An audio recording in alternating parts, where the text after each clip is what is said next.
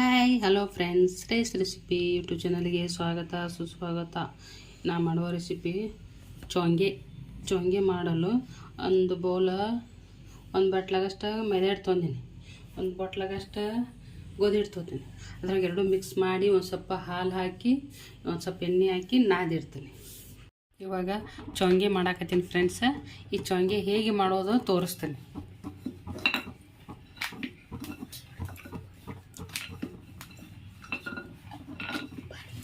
ಇವಾಗ ಇದಕ್ಕೊಂದು ಸ್ವಲ್ಪ ಎಣ್ಣೆ ಹಚ್ಚಿ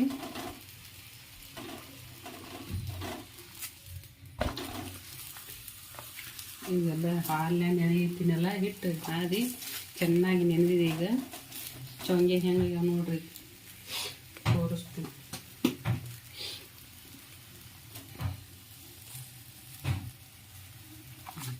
ರಾತ್ರಿ ಕೈ ಚೊಂಗೆ ಅಂತಾರೆ ಇದಕ್ಕೆ. ಹಿಂಗೆ ಮಾಡ್ಬೇಕು. ಇದನ್ನು ಕೈ ಸುಡ್ತೈತಲ್ಲ, ಅದಕ್ಕೆ ಅರಿಬಿಲಿ ಒತ್ತೋದು. ಈಗ ಆರದ ಮ್ಯಾಗ ಆಗೋದಿಲ್ಲ ಇದು. ಹಿಂಗೆ ಅರಿಬಿಲಿ ಒತ್ತೋದು. ಇದು ಕೇಸ್ ಇದು ಆಗ್ತಾವೆ ಅಷ್ಟು ಮಾಡೋದು.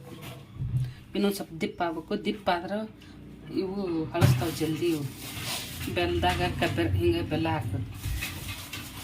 ಇವೆಲ್ಲ ಹಿಂಗೆ ಬೆಲ್ಲ ಹಾಕಿ ತುಪ್ಪ ಹಾಕೋರು ತುಪ್ಪ ಹಾಕಿ ನಾವು ತಿನ್ನೋ ಮುಂದೆ ತುಪ್ಪ ಹಾಕ್ಕೊಂಡು ತಿಂತೀವಿ. ಈಗ ಹಾಕಂಗಿಲ್ಲ, ಇವಾಗ ಸೋರ್ತದೆಲ್ಲ.